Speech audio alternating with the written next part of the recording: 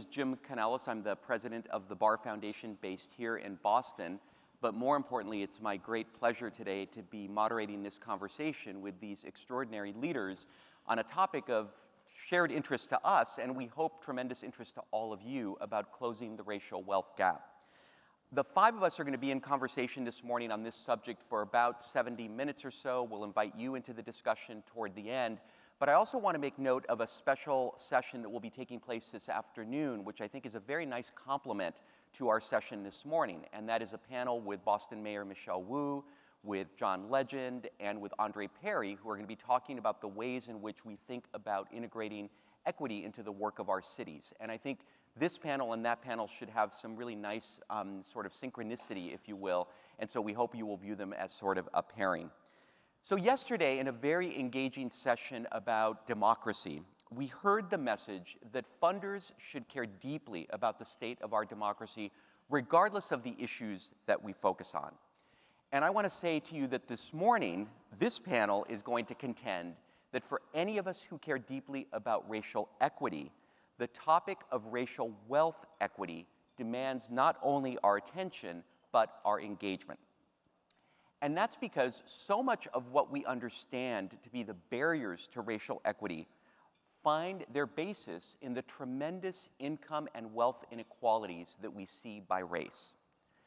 And because we're in Boston, and we're going to hear a little bit more about this this morning, I want to take us back to a moment 8 years ago here in Boston that I think for those of us who were here will be one that is memorable. It was in 2015 that the Federal Reserve Bank of Boston released a study called The Color of Wealth, which looked at wealth indices across multiple measures. But the most oft-cited statistic from that 2015 study related to the net worth of families. And the net worth of white families in that 2015 study was $247,500. The net worth of black families in that study was $8. It's a statistic that has been seared in our mind ever since we heard it. And you're going to hear more this morning about how we plan to update this important survey. But when you interrogate how we got to the point of that kind of massive inequality, so many of the reasons for that are rooted in policies and systems that intentionally put people of color at a disadvantage. So today we want to spend some time as a panel unpacking the racial wealth gap, learning more about how we got here, what pathways exist to rectify these massive inequalities, what we have learned from work we have done to date, and where we see some opportunities and bright spots going forward. We have a superb panel to address this topic together, and so let me quickly introduce them and refer you to your conference app for more detailed biographies, because I really want to just get into the conversation. So going from my left to right, Jesús Gerena is the Chief Executive Officer of UpTogether, formerly known as the Family Independence Initiative. Nwamaka Agbo is the CEO of the Kataly Foundation and the Managing Director of the Restorative Economies Fund. Next to her is Prabal Chakrabarti, who is Executive Vice President of the Federal Reserve Bank of Boston. And at the very end of the panel is Pelton, who is the President and Chief Executive Officer of the Boston Foundation. And I like to say his more important title is a trustee of the Barr Foundation. So let us dive in, and before we dive in, let me offer a quick roadmap so you know where we're going in this conversation. As I said at the start of the conversation, I started my career as a high school English teacher, so I tend to love alliteration, and it's perhaps one of my flaws. So let me tell you about the 4 S's that are going to guide our conversation today. We're going to talk about stories, systems, stumbles, and strategies. So let's start with stories. We wanted to root our conversation this morning in understanding who we are as individuals up on this stage. I think it's very important in any of the work that we do that we really ground it in who we are as human beings and what is the lived experience that we bring to this work. So we wanted to start today by asking each of our panelists to tell a story about why they are passionate about the work we're going to talk about this morning. Why is this important to them? Why do they devote their energy to it? So tell us a story. Jesús, you can start. Sure. Thank you again. Really a pleasure to be here this morning and being able to share a little bit on my perspective in this. So I was born in the island of Puerto Rico in the Caribbean to teenage parents who by the time I was born were no longer teenagers, but we struggled in poverty. And eventually my mom moved us to Western Massachusetts to Amherst. And as I grew up and began to learn and was embraced with opportunity and choice in my life, I realized that many people who looked like me, who came from where I came from, lacked that same opportunity and chance. And understanding my own history, understanding what colonialism has done to the island, where even today you have 40% poverty rate in a place where they don't deserve that sort of treatment, and as a result of decades of this colonialism, decades of extraction, decades of not being able to benefit from their hard work as well as autonomy.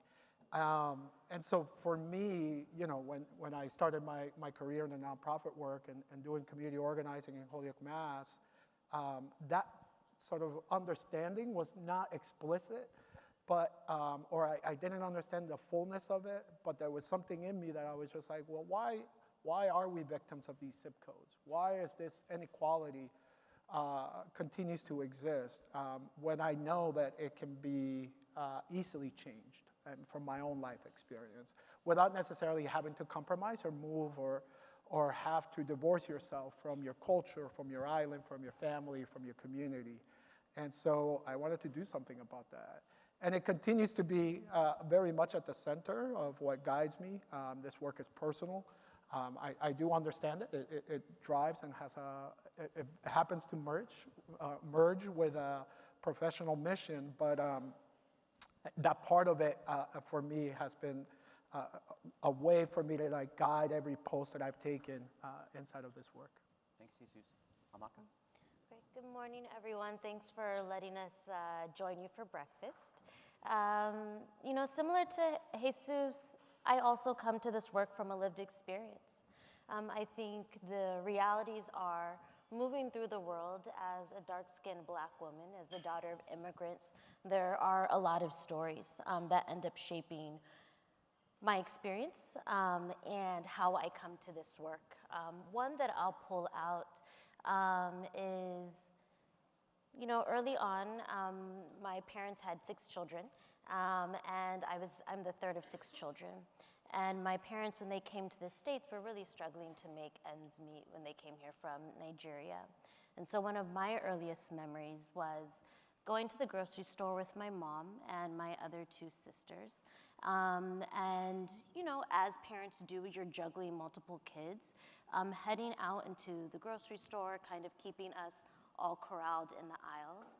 And once we had kind of checked out, paid for our groceries and made our way back to the car, my mom stood at the trunk of the car, going through her receipt, clearly checking every item to make sure that she had been accurately charged, what had been labeled, and to make sure she got the right change. And so at this time, we were already buckled back in our car seats, ready to head back home. And my mom said, we have to go back inside. They gave me the wrong change.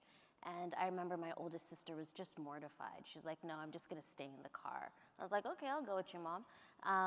And so I remember going back into the store with my mom. She went back to the cashier. She showed them the change that she had been given and showed them the receipt. And it was what some of us would consider a nominal difference, literally cents. But to my mom, it was a big deal. And so when you are a family trying to make ends meet, when you're a family living on food stamps, those cents matter. And so the cashier gave my mom her correct change. We turned to leave, and I remember looking back and seeing the cashier turn to one of their colleagues, mocking my mom's accent. My mom has a really beautiful Nigerian accent. And so I shared that story because I think there are so many experiences that we have that really sit at the intersection of our identities and our experience around what it looks like when we are not able to move through the world with dignity, to have access to the resources that we need to build a meaningful life for ourselves and our families. And I'd like to connect this back to the conversation we had yesterday during lunch on democracy. The reason we need to really engage in the conversations around structural racism and the racial wealth gap is because it impacts one's ability to actively engage in our democracy. When you are struggling to make ends meet, it is not only hard to go out and vote, but it is also hard to attend your city council meetings. It is also hard to stay up to date on the news. And so the issue of the racial wealth gap, of structural racism, is also one that directly impacts our ability to have a thriving democracy. And so what makes me passionate about this work is how can we start to take a sober look at our economic systems, understand how inequality was baked into them, and how can we as philanthropy really leverage the resources that we have access to not only redistribute our wealth, but to also think about how we're challenging the systems and policies to actually have greater and better outcomes for those that are most directly impacted. And so our work at the Kataly Foundation and our mission is very explicit about redistributing our resources to build the political, economic, and cultural power of Black, Indigenous, and all communities of color. And I'm wrapping up, but I want to lift up the reason these tenets are important around power is our ability to not just have choices, true, real choices, not those that are limited to us by virtue of our zip code or our lived experience, but our ability to have the choices. And then economic power speaks to our ability to have the resources to enact and implement those choices. And cultural power really reflecting what are the values that we hold to be true about who we are and how we want to live to be. And so for us at the Kataly Foundation, we feel like that is what our call to action is in this work. Thank you, and thank you for drawing that connection to yesterday as well. Prabal? Good morning, everyone. So I'm going to tell a story about the survey, about the study that Jim mentioned, The Color of Wealth in Boston. So in 2015, when we were presenting the results of that study to a group, internal, external audience. Now, I want to tell you a little bit about the Fed. I mean, you all are having breakfast for breakfast. At the Fed, we have data for breakfast. So we were in a seminar room. We had internal, external people.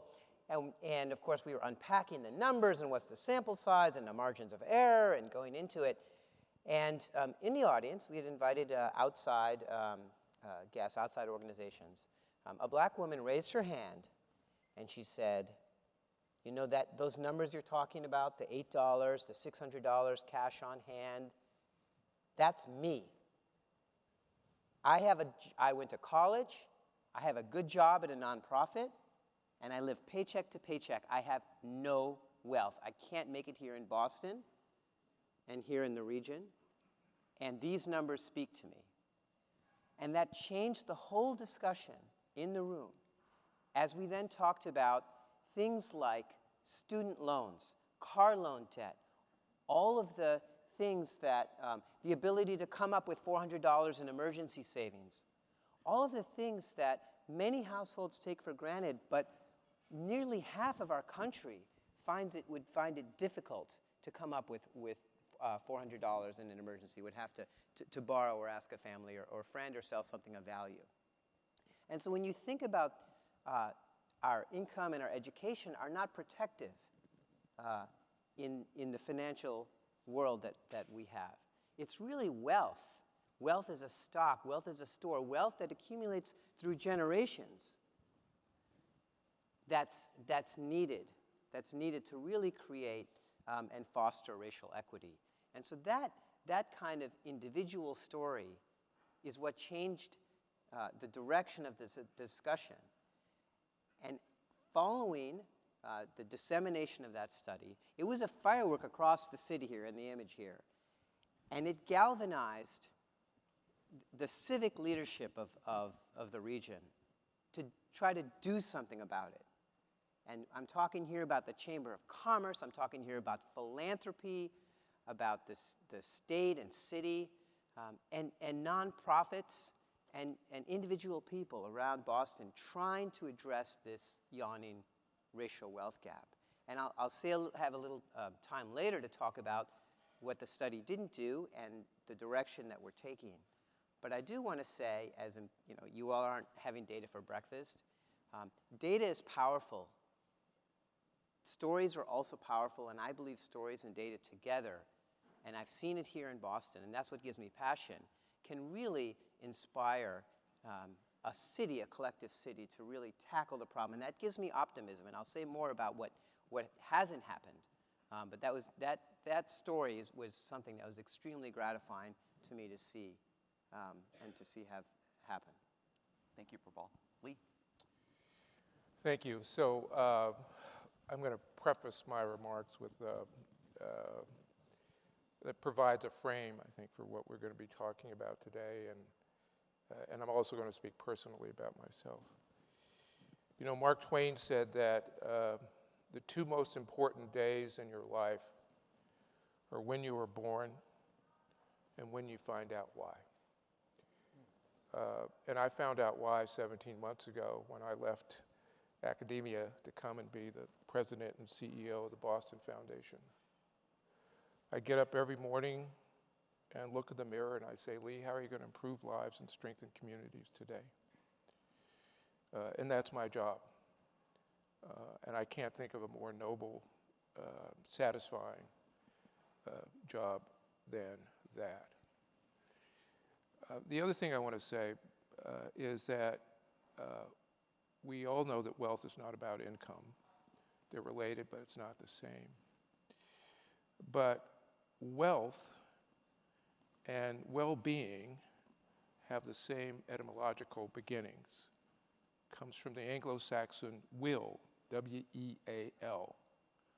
And so when we talk, for instance, about the Commonwealth in Massachusetts or Pennsylvania, we're talking about the common will, W-E-A-L. So we're talking about the common well-being.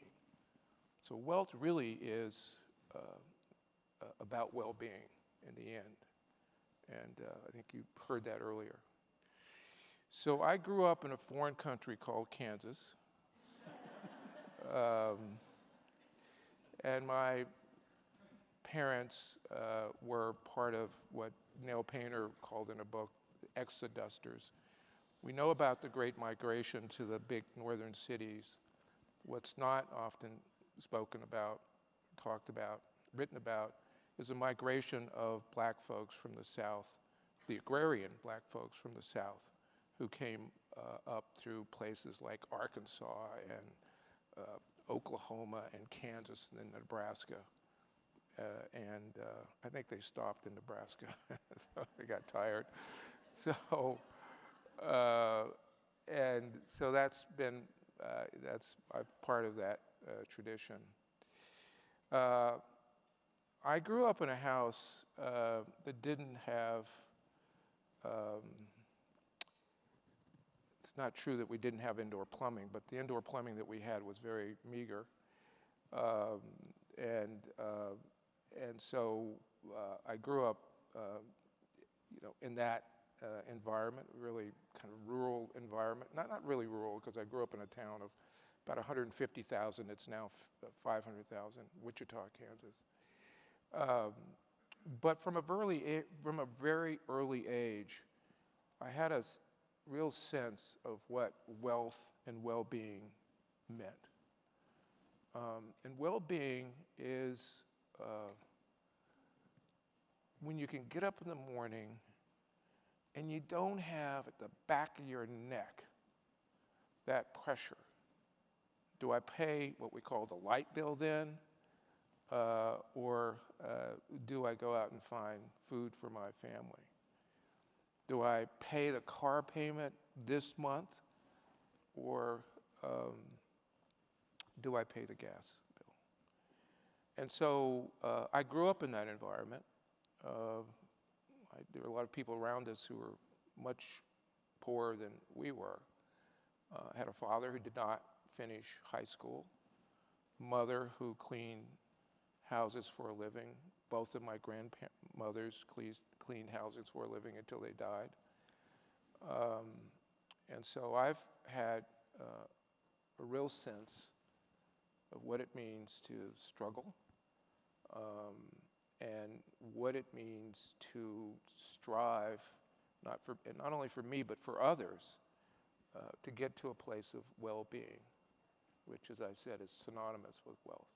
Thank you, Lee, and I really appreciate how in these stories you're hearing this theme, consistent theme, that this distinction between income and wealth is a very profound distinction. And in fact, in the work that we've done at the Barr Foundation around our own racial wealth equity initiative, one of the things that we did was to go and listen to the community and listen to people who struggle with the issues that we've been talking about this morning. And one of the key takeaways from those listening sessions was how wealth creates opportunity. Opportunity in the largest sense of the word, not just opportunity in terms of professional opportunity, but opportunity in terms of what Nwamaka spoke to, which is opportunity to be engaged in your community, to have time to attend a meeting, to have time to engage with your neighbors, to have time to vote. Those are opportunities that wealth opens up and creates, and why we think, I'm contending here, that this issue is so critical. So I want to turn to our second S, which is systems. And philanthropy is really good at interventions, at identifying projects or initiatives or efforts that we can fund to address a particular issue. So if you look at the racial wealth gap, we can look at so many different levers. We can look at issues like home ownership and say, let us fund a down payment assistance program to enable people to buy their first home, which is a great and worthy and important initiative to undertake. But it's a single intervention. And so the question I want to challenge the panel to explore with us is, we can do interventions for a long, long time on this topic, but what are the systems that we need to address, and how is it that we in philanthropy can get to those systems that ultimately change the kinds of conditions we've been talking about this morning? And for this one, I'm just going to open it up to whomever is moved to speak, and not everyone needs to chime in. Go ahead, Lee. Start. I think most, if not all of us, are familiar with the structural inequities that have existed in this nation for many, many years. I think all of us could talk and are familiar with redlining, restrictive covenants, and so on, that prevented some folks, particularly folks of color, from developing wealth through home ownership and so on. But it's important to remember that these systems are still in place and need to be called out and rooted out. I'll give you an example, just one. I'll give you many more.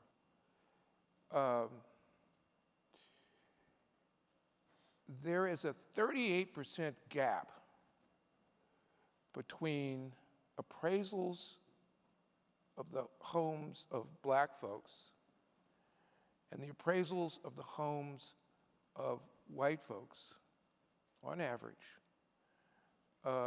in this nation.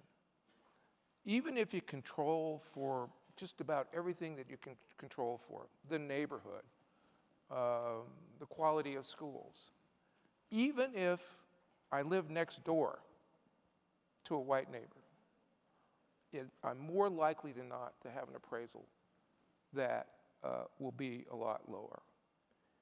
I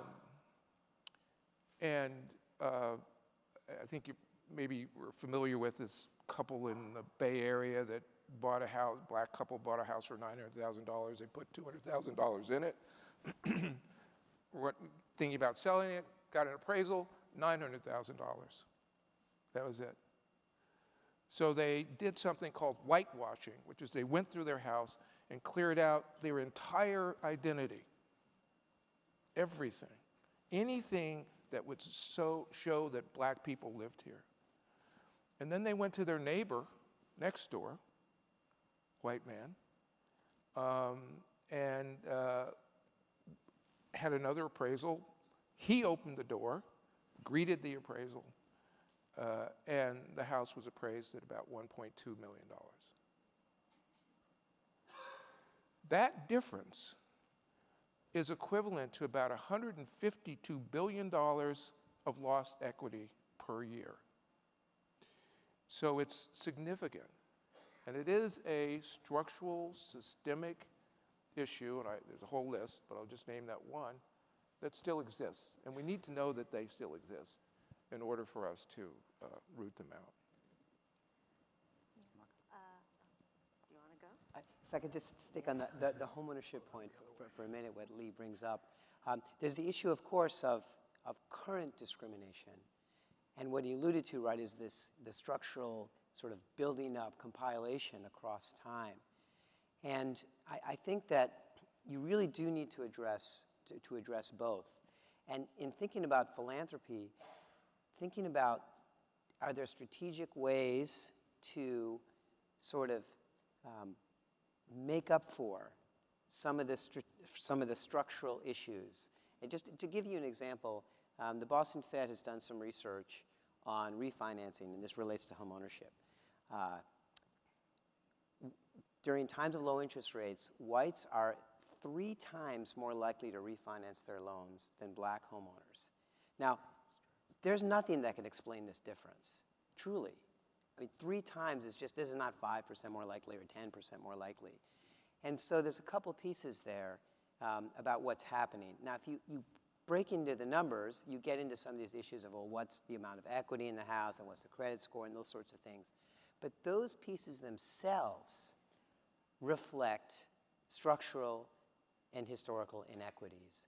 So some of the things that researchers are trying to control for, right, is like, oh, let's control for income and education. But the history in those areas themselves are influenced by structural racism. And so when you want to think about how to address these pieces, there's a piece here about, what's the access, of a black family or Hispanic family, an Asian family to sort of refinancing, right? But what are the factors behind some of those differences? And can there be a strategic role for philanthropy and ultimately public policy to even the playing field, the historical playing field, for those individuals when they walk in? Because it isn't simply about present discrimination. It's also trying to make up for this accumulative effect over time. Yeah, continuing to build off of the homeownership example that Lee set us up with, I think to just name it really explicitly, right, we have an economic system that is designed to extract value and profit out of those that are most impacted. It is actually very intentional. And so as we're talking about home ownership in our current economy, when we're dealing with inflation, the size and scale that we've all experienced coming out of the pandemic, and we're looking at 8% interest rates for a home loan, it continues to make home ownership devastatingly inaccessible. I think the other piece that we know, we have financial systems and structures that also add on interest rates, tax credits, punitive covenants to communities and family members that are people of color, as they're also trying to access money and capital. And then on top of that, we're dealing in a moment of enormous climate chaos, right? So the carrying costs of the planet also can't actually hold the ways that each person may want to have their own home, right? So we're dealing with a lot of crises that are coming to a head at this moment. And it requires us to be creative and think through, well, what are the alternatives? And so our work at the Kataly Foundation, particularly with our Restorative Economies Fund, one of the things we've been experimenting with is what we call non-extractive integrated capital. So really challenging the terms of investments that are typically used to invest into communities. So as opposed to looking at a market rate percentage return, we actually look at a below market rate, a 0 to 1%.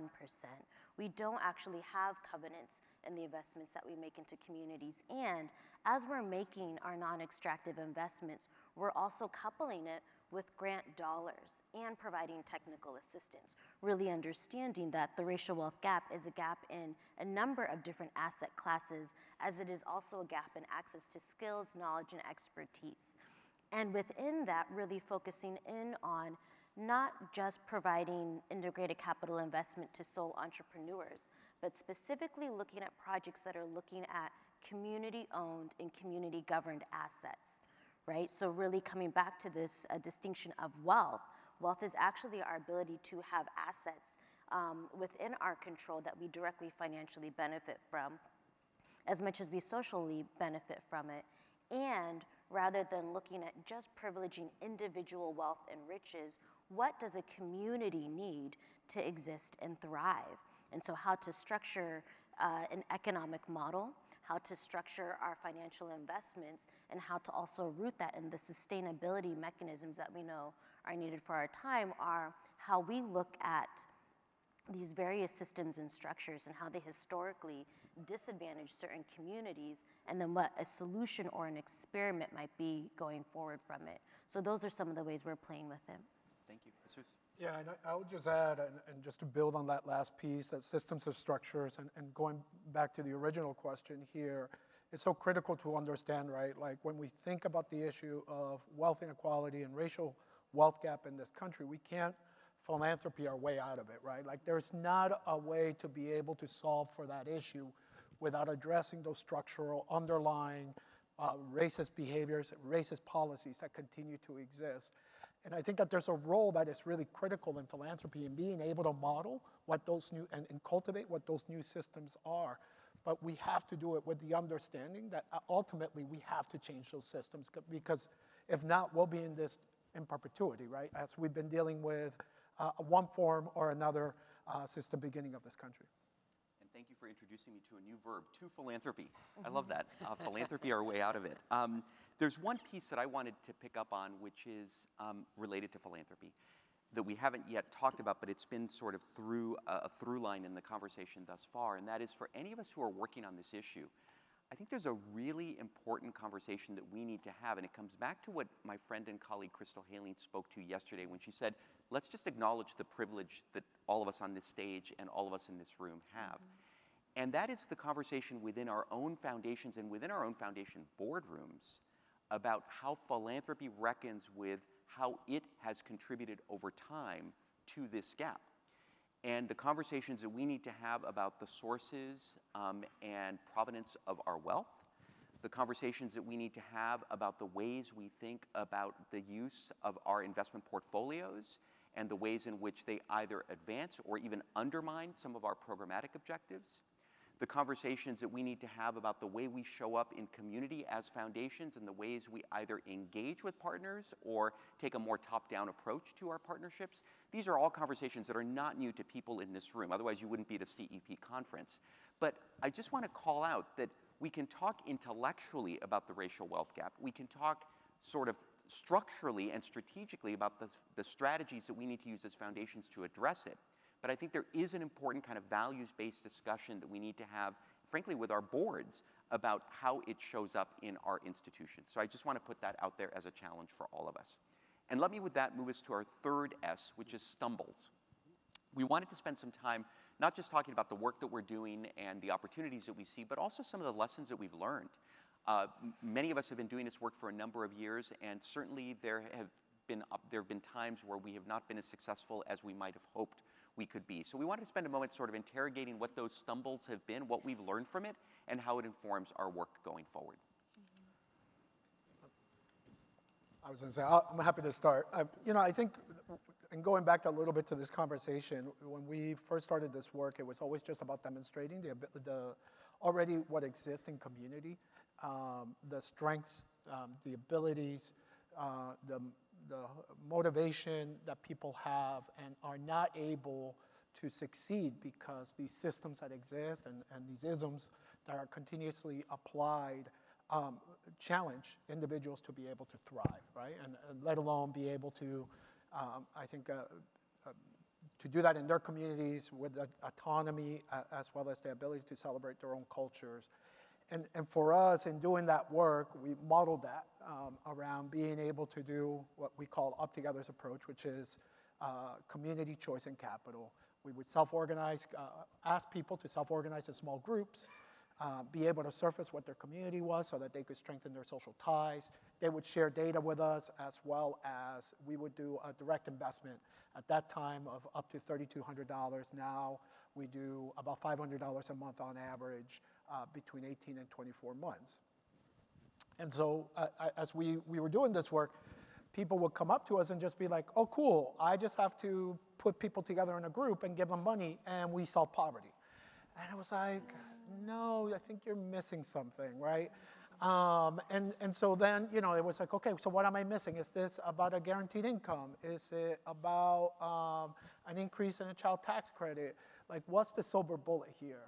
And, you know, I think over time and with experience, being able to have this bigger understanding of the challenge as a whole, and that the bottom line here is really being able to recognize that people can figure this out for themselves, that they're not helpless, that we have an ability to get out of their way and let them drive. And I think even, Jim, as you were sharing a little bit about your listening sessions, right? Like, there's a way to shift the dynamic where you don't have to lead, but you can follow what's already happening.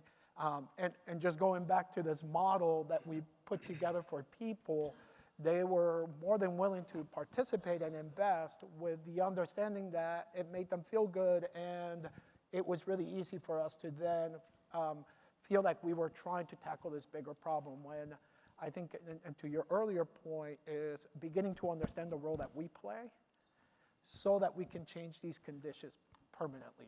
And I think as a stumble, it was really easy for us to construct that and get people to latch on. It's been a little bit of a bigger challenge to get people to be thinking in this system levels. Thank you. Nwamaka. I appreciate you bringing up this question of stumbles, because I don't know that we have been a field that has held each other with grace. And by not doing so, we miss out on the richness of what we learn through some failures.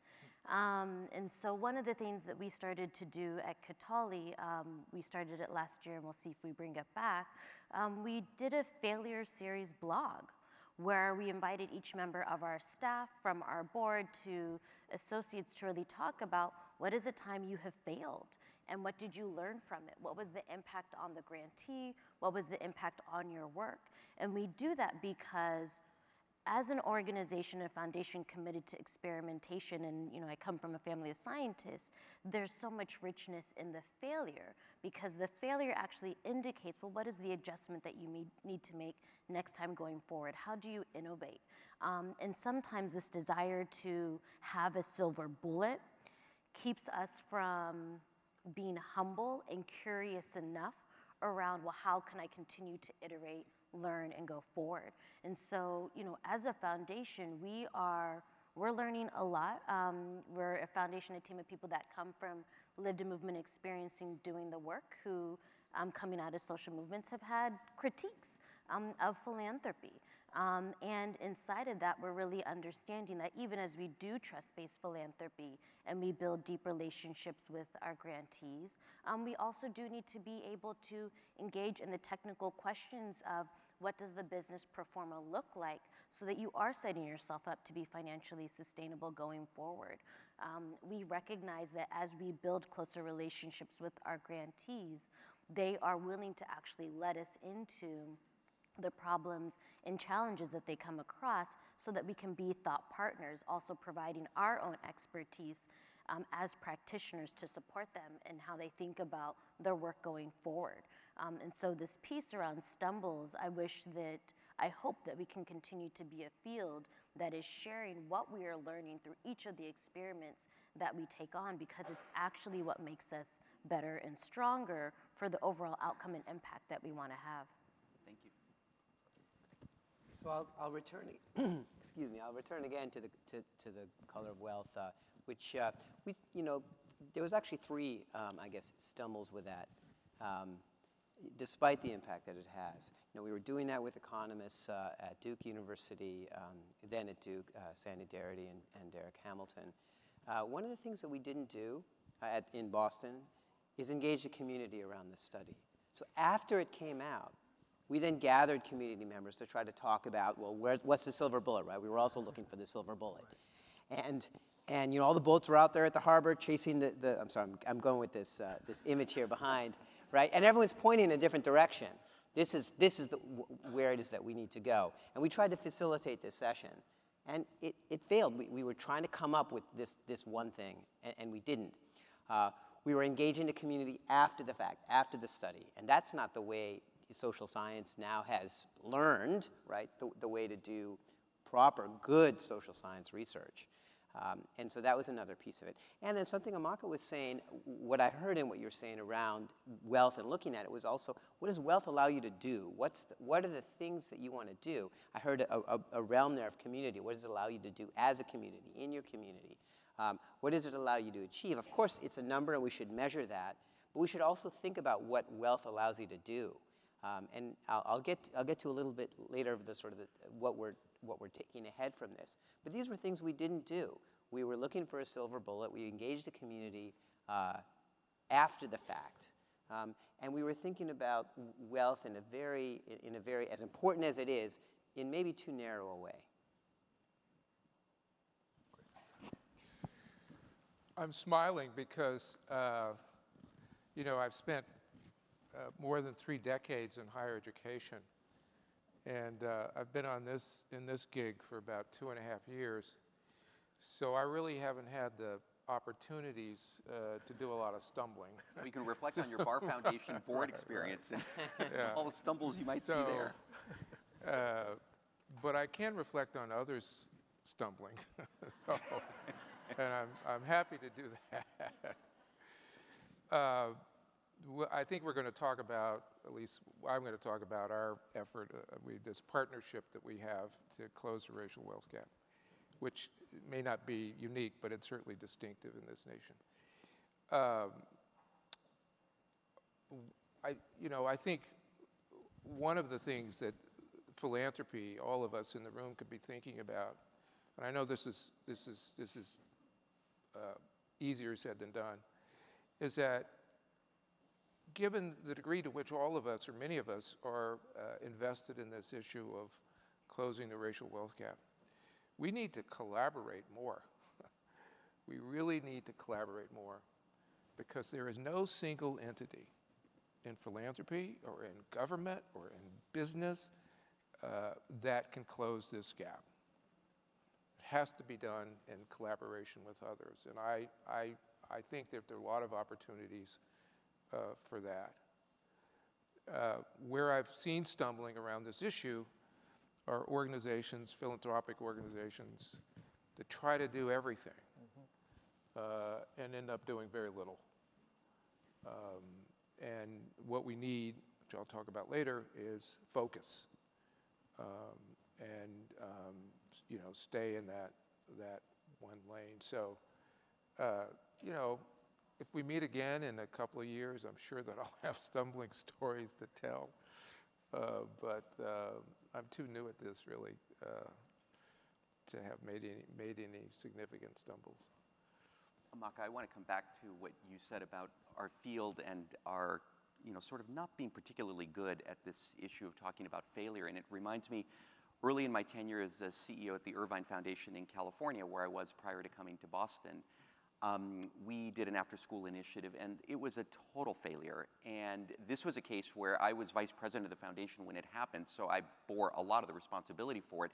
And in some ways, I felt better writing about it, because sometimes I think as foundation CEOs, we're really good talking about the failures of those who preceded us, or those who came before, and they're not our own failures. But in this case, I definitely own the failure. So I wrote about it, and at the time, and this was 2005, there were so few examples of foundations sort of owning up to mistakes that they had made, not mistakes that their grantees had made, but mistakes that they had made in the development of strategy, the execution of that strategy, that it was a good moment, obviously, for the foundation to be able to share that. It did lead humorously to a point where somebody wrote an article, and it was entitled "Jim Canales, the Poster Child for Failure in Philanthropy," which I probably could have done without, but nonetheless, there it is. But my point in all of this is that here now, 18 years later, I still find that we're not particularly good as a field in talking about our failures. And I sometimes wonder whether part of it goes back to governance, and whether part of it goes back to the ways in which we create the space in our boardrooms to be able to have these conversations about what's not working, rather than conversations about either what is working, what's gone well, or even strategies that we might be developing, which is so much of the conversation that we tend to have in boardrooms, or approving grants in some cases. But this idea, and I just want to surface this, sort of lift this up as a broader issue. for those of us who are in CEO roles and play an important role to shaping what we engage our boards in, this issue of how we engage our boards in talking about our failures, our stumbles, and the challenges that we face in our work just seems such a vital part of being able to then engage in these kinds of topics with the kind of depth that I think we're talking about today. So let me take us to our fourth S, which is strategies. So we wanted to talk a little bit about some of the work that we're doing right now, and I thought I'd invite each of the panelists to maybe lift up one of the areas or perhaps a few areas that they're working on that they're particularly excited about and where they see some opportunities for impact on this issue of the racial wealth gap going forward. I'm gonna go, okay. Yeah, so I guess to come back to some of the pieces that I've alluded to around our Restorative Economies Fund and having an integrated capital vehicle, what we're really excited about is the ability to see how communities are creatively thinking about how they structure and share wealth together. So we have one project that we have the pleasure of supporting in Atlanta called the Guild, and they've created what's called a community stewardship trust. So working in the Dill neighborhood, or Dill Avenue neighborhood of Atlanta, thinking through how to set up a cooperative real estate trust, where as a community they're able to acquire real estate, redevelop it so that local residents that live within that specific zip code can be the entrepreneurs located in the commercial space, can be the residents in the permanently affordable housing space, and then they can also be investors into the community stewardship trust. So starting for as low as $10 a share, being able to be part of the financial beneficiaries of this cooperative real estate trust, it helps to stabilize the real estate market in that neighborhood. It helps them to build wealth, and it starts to create a community centered on how do we govern our resources and our assets together. And so we're starting to see a number of different ways that communities are being creative in how they build wealth together, and not just looking at it from a dollars and cents, but actually looking at it from a community resilience standpoint, a cohesion standpoint, a values alignment standpoint. So in addition to the Guild, we also get to support the work of Kensington Corridor Trust up in Philadelphia. And they're looking at a neighborhood trust model, a different vehicle. We have East Bay Permanent Real Estate Cooperative in the Bay Area. There's so many creative mechanisms that communities are starting to experiment with because they recognize that economic and financial structures have not been designed for them, nor do they support their communities, and wanting to actually be proactive in figuring out what can we build together. So I think those are some of the examples that we're really excited about resourcing as we think about how to challenge and address the racial wealth gap and how to support communities in building towards more justice and equity going forward. Thank you. Lee, you want to? Yeah, so at the Boston Foundation, we've created this partnership to close the racial wealth gap. And it's based on two really simple, maybe even elegant assumptions. One I've already expressed, that is to say there's no entity that can do this by themselves. And the other is our strategy is to focus on home ownership. You've seen a lot of discussion about that today. And home ownership, because home ownership for most, or on average, I think, for individuals and families, is the largest component of their wealth. You know, if your name is Jeff Bezos, probably not. But for the rest of us, it is the largest component. And so we're focused on closing the racial wealth gap by boosting home ownership. Now, it's important to say that this is not a home ownership program. It's a wealth building program. So for instance, as much as affordable housing is important for folks, as we all know, with the covenants and so on in affordable housing, which we've invested in some of these, they don't build wealth unless the covenants are not restrictive. So we're interested in building wealth through home ownership.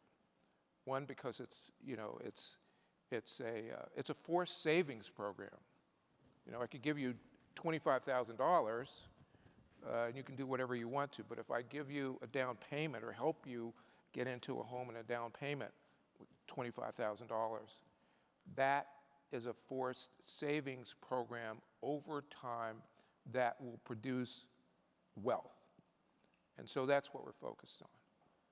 And the people that we've brought to our table, Jim is on it, are the presidents and CEOs of most prominent banks in Boston and beyond, many funders.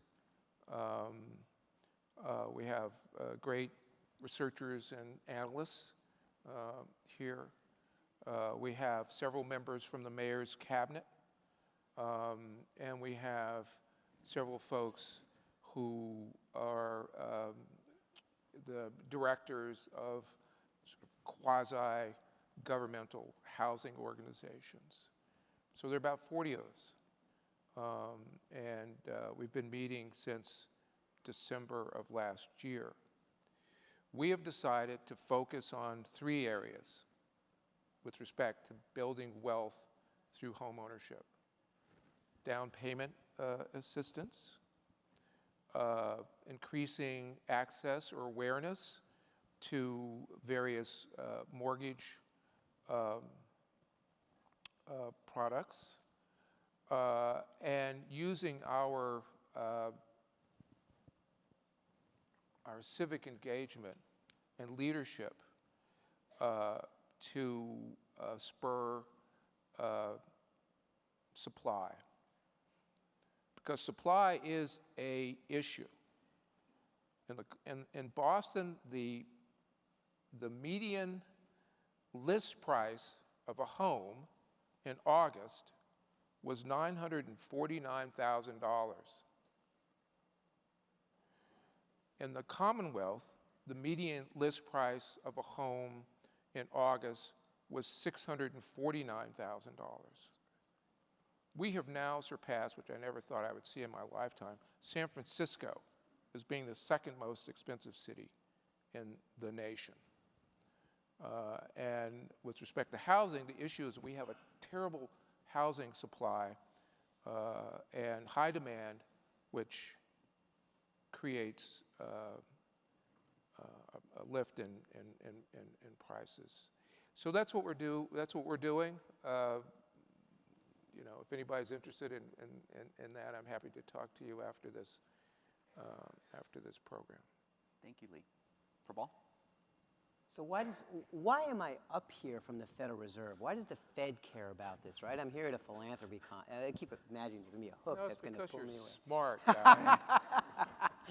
It's because for the Fed, when I think and when we think about our mandate to have full employment, to have economic growth for everyone and everywhere, wealth and closing the racial wealth gap is absolutely essential. And so we're a research institution, and so at the Boston Fed we've done research on things like reframing wealth and different ideas to build community wealth. We've looked at the important role of public pensions. We've especially looked at the role of debt. We've talked here about ways to save or to invest, but the role of debt, right? Student loans, car loans, the cost of credit, that really pulls that net worth figure down. But the thing that I'm most excited about is actually something that Jim and Lee approached the Boston Fed about conducting together with other partners, which is to revisit that color of wealth study and to do it with a bigger sample and a focus on more groups, but in particular to say more about the sources of that, of these disparities, right? What's the role of inheritance, for example, in allowing you to be able to start a business or to own your home, but also to point more of a direction, of a focus, right? A compass, if you will, for those ships, a direction and where to go. And so we're undertaking this study now.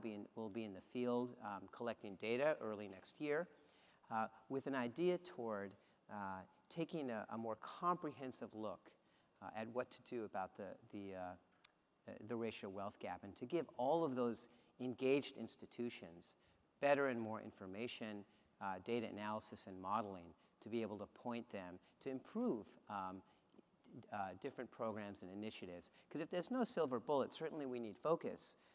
But I'd also argue that wherever you sit, engaged with the community, you need to be thinking about wealth and ways to be addressing this racial wealth gap. Jesús? Yeah, a few things. I think I'm most excited about the shift in conversation. I mean, the fact that we're having this panel discussion and being able to share and sort of come from the systems approach and thinking, as well as understanding that there is no silver bullet, right? Like, as we just heard, sort of the different activities and projects that are happening that I think can really continue to disrupt in a really powerful and positive way the structures that exist. And I'll just say, I've gotten a chance and to talk to Lee's point about not doing this alone. Derek Hamilton, if you don't know him, at the New School, and his work around baby bonds. Google, get behind it.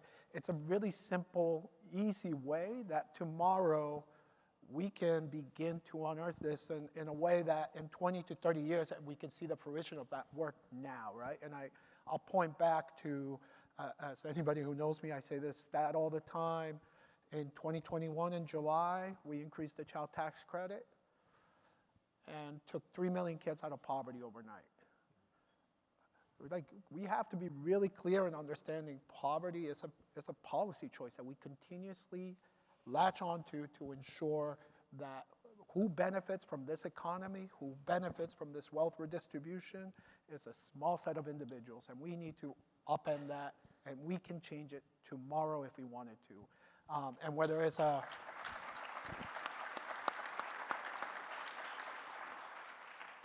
and whether is a baby bonds, whether it's an increased child tax credit, I love the East Bay Housing Cooperative as another example too of where we don't have to look at home ownership from a traditional lens, but we can think about it from a community level and shifting and investing in those relationships that have the ability to address market forces. And so I think for me, that's where all of these examples and the fact that I don't want to use the violent analogy of a silver bullet, but the fact that these solutions are being seen and invested in is what gives me great hope, one thing. And then I'll share the second piece, which is, so I get the benefit of every day investing directly in people and hearing about the impact that small amounts of dollars have in people's lives. And I get to see the cumulative of that. Like, every day we have a Slack channel that it's just like somebody else saying thank you. And it's amazing first, and everybody should have a Slack channel like that to be able to get a sense, right, of what happens when you change small increments of perspective and investment in people, yes. But I think that the second piece too is the understanding, right, like there's always a thank you, right? Like there's, oh, you're such, it's like, I have a longer vision in mind, but the thank you goes back to them. Because it's really rewarding to understand that once you see the power that people have and their ability to be able to do, like, that's all the fulfillment that it takes. Thanks, Jesus.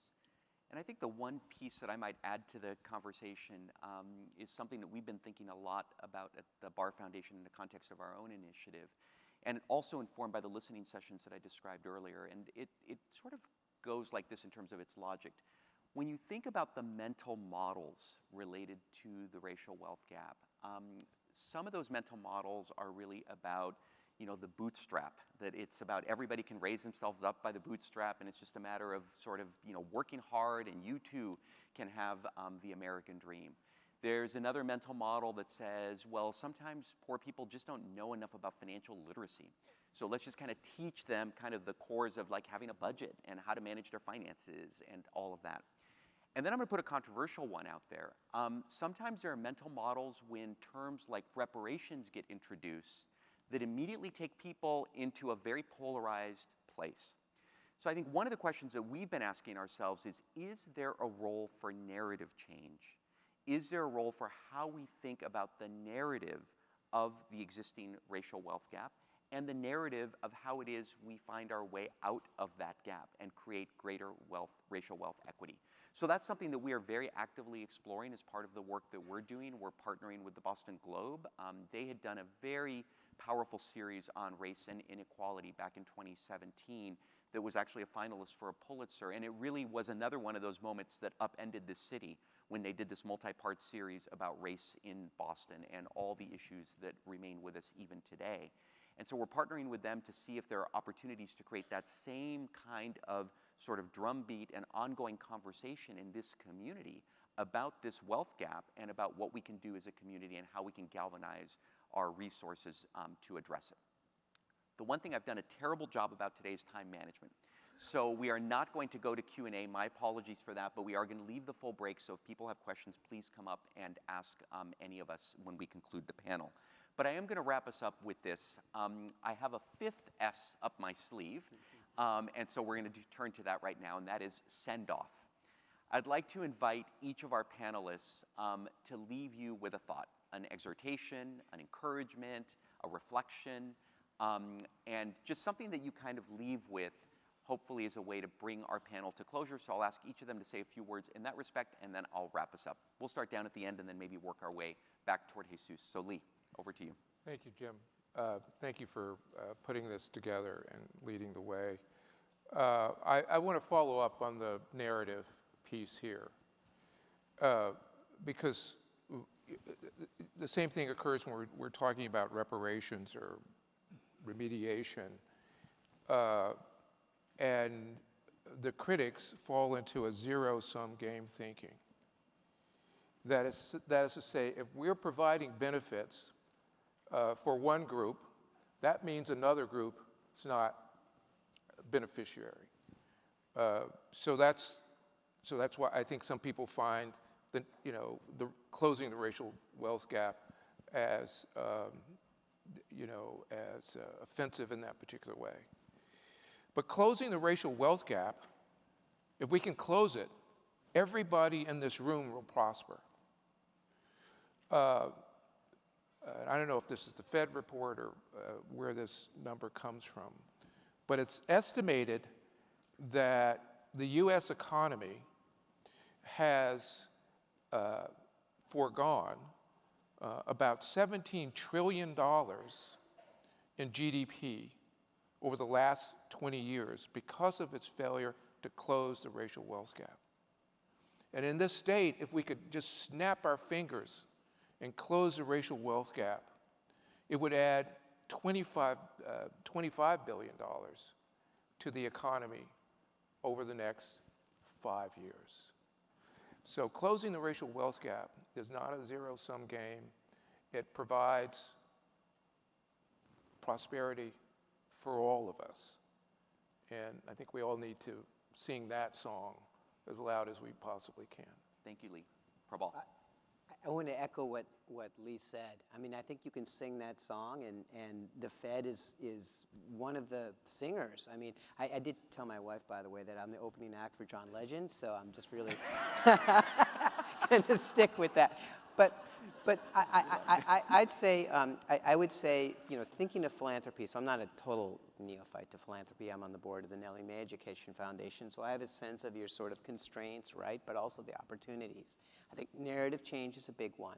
I think thinking about how you intersect with this question of wealth is another. And just a sort of set of quick ideas, right? You wanted to do a send-off. What if a job had as a benefit and access to emergency savings so that people didn't have to go to debt and get into trouble? What if you thought about thinking about student loans and what's the cost of college or community college? What if you looked differently at the start that kids get, right? And think about a sort of a college savings account started at birth or a kindergarten for a child. Now, you're not going to have the funds to make this happen across scale. Only the government can do that. But you can create and tell stories about successes and evaluate some of these efforts and communicate that as part of a broader set of narrative change. So I would really encourage you to do that. And I think that again, for the Fed, absolutely agree. This is not a zero sum. This is going to make things better for America as a whole, and allow us to really build on the promise that is America, which is thinking about the Commonwealth. Yeah, I guess I'd leave us with a value that we hold near and dear at the Kataly Foundation, which is that of collective liberation. And so, Jim, when you bring up this piece around the power and privilege that we have in this room, I hope that we can come to understand that us as individuals and our institutions is a field and a sector that is actually, unfortunately, benefiting off of the hurt and harm of so many of our grantees in the communities that we seek to support. And so when we think about collective liberation, we take it as a deep call to action and a responsibility that we have to be deeply curious and committed to addressing the root causes of so much of the inequalities we've talked about today. And so I would invite us to be curious as a field.